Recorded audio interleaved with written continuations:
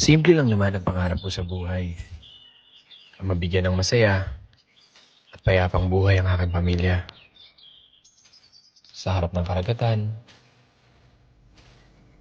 ramdamin ang bawat dampi ng hangin sa aming mga balat. Dito sa simpleng tahanan na ito, kami nagpapahinga sa umaga, tanghali at gabi.